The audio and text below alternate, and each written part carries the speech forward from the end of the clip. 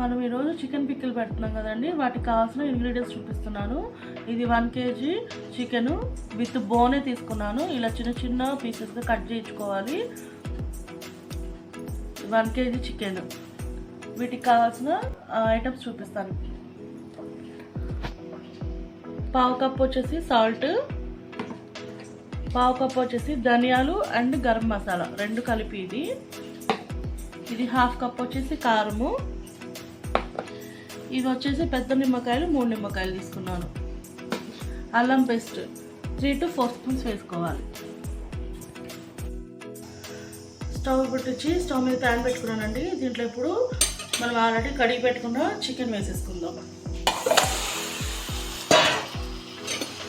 ఈ చికెన్ ఇప్పుడు దీంట్లో వాటర్ పోయేంత వరకు బాయిల్ చేసేసుకోవాలి. డ్రై అయిపోయినమాట వాటర్ అంతా. చికెన్ బాయిల్ అయిపోయి డ్రై అయిపోయినట్టు చూపిస్తాం.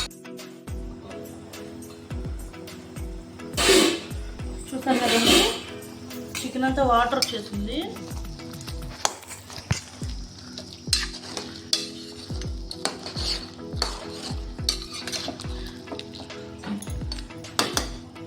ఇలా ఉడికేటప్పుడు కొంచెం పసుపు వేసుకున్నాం.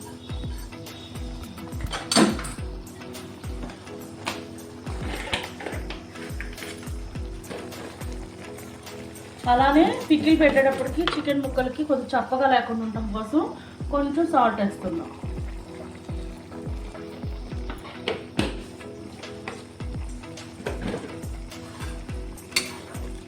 వేసుకొని బాగా కలుపుకోవాలి.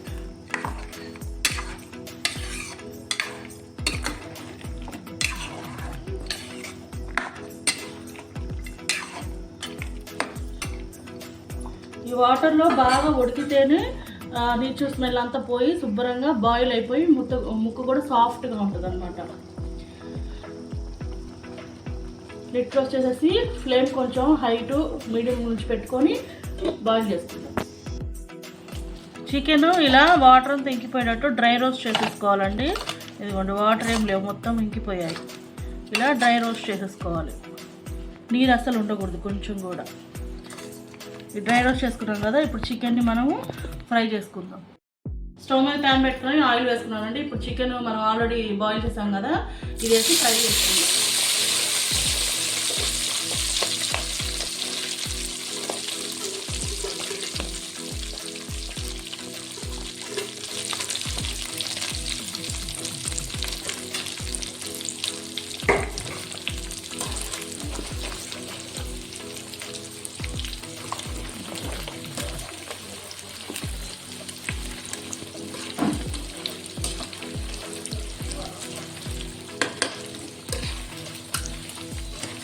ఒక 5 to 10 minutes పడుతుందండి. ఇది బాగా ఎర్రగా రోస్ట్గా ఫ్రై అవ్వాలన్నమాట.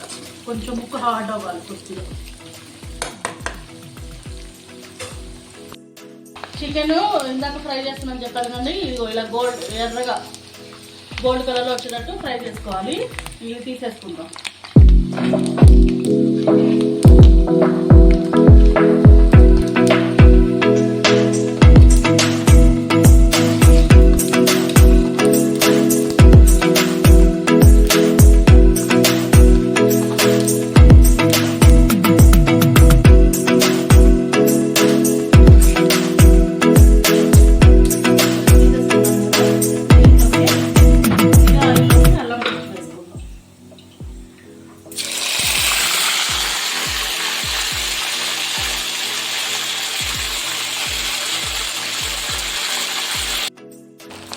ఇదిగోండి, అల్లం పేస్ట్ వేసాను. అల్లం పేస్ట్ ఫ్రై అయిపోయింది. ఆయిల్ బాగా వేడిగా ఉండేసరికి బాగా కొవ్వు వస్తుంది అన్నమాట. అల్లం పేస్ట్ ఫ్రై అయిపోయింది కదా, దీంట్లో కింద ఫ్రై చేసేసుకున్నాం, ముక్కలు వేసేసుకున్నాం.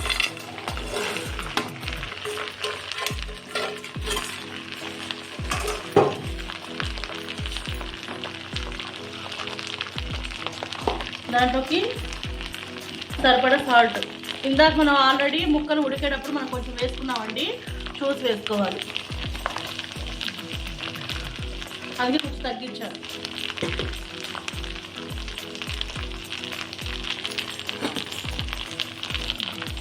ధనియాల పొడి, గరం మసాలా 2 కలిపే ఉన్నాయి దీంట్లో.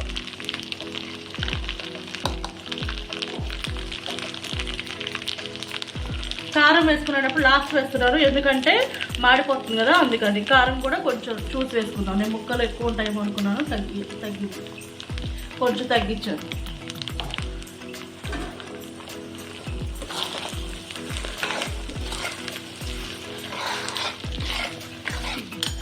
నిమ్మరసం లాస్ట్లో ఆరిపోయిన తర్వాత అప్పుడు వేసుకుందాం. స్టవ్ కట్టేసానండి, అది కారం మాడిపోతే బాగోదు. చూడండి ఫ్రెండ్స్, ఇదిగోండి మన చికెన్ పచ్చడి రెడీ అయిపోయింది. అంటే ఇంకా నిమ్మరసం వేయలేదు, కొంచెం ఆరినాక వేద్దామని. ఇందాక పొంగి మీద ఉంది కదా, ఆయిల్ పొంగి ఉంది కదా, సరిగ్గా కనపడలేదని ఇప్పుడు చూపిస్తున్నాను. ఇది పచ్చడి పూర్తిగా ఆరిపోయిన తర్వాత మనం ఇప్పుడే ఉప్పు కారం సరిగ్గా లేదా అని టేస్ట్ చేసాము. వీడియో కోసం అది కాదు, పచ్చడి ఫస్ట్ టైం పెడుతున్నాను.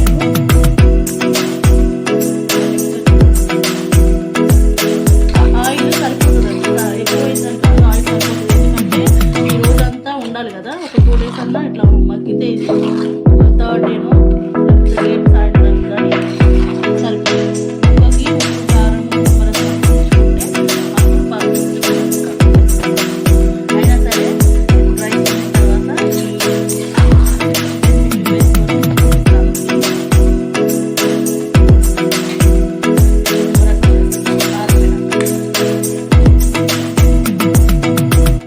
పచ్చడి ఆరింది ఫ్రెండ్స్. ఇప్పుడు నిమ్మరసం కలుపుకుందాం.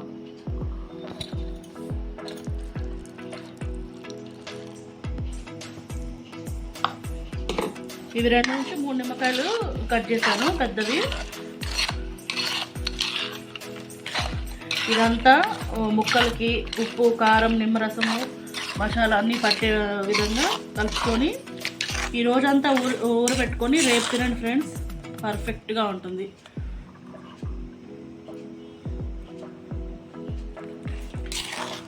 మీరు కూడా తప్పకుండా ట్రై చేయండి ఫ్రెండ్స్. వీడియో కోసమని కాదు, నిజంగా చాలా అంటే చాలా పర్ఫెక్ట్గా వచ్చింది పచ్చడి, చికెన్ పచ్చడి. తప్పకుండా ట్రై చేయండి. మీకు నచ్చితే లైక్ చేయండి, షేర్ చేయండి, సబ్స్క్రైబ్ చేసుకోండి. Please support me friends. మా పిల్లలు పెడుతున్నానండి, వాళ్ళ ఎక్స్ప్రెషన్స్ చూడండి మీరే. బాగుందా అమ్మా?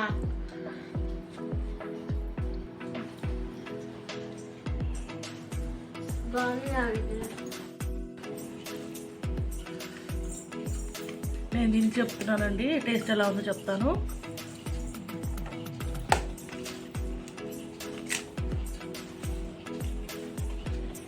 పర్ఫెక్ట్ అంటే పర్ఫెక్ట్ కుదిరిందండి.